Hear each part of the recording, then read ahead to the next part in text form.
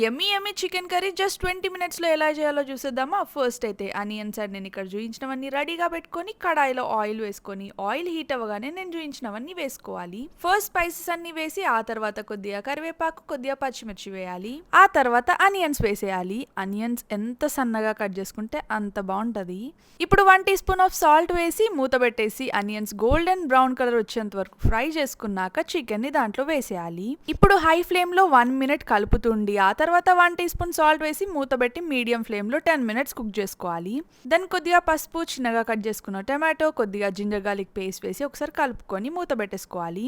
1 or 2 minutes అలా ఉంచితే tomato అంతా ఉడికిపోతుంది. ఇప్పుడు నేను స్క్రీన్ పైన చూపించినవన్నీ వేసుకోండి.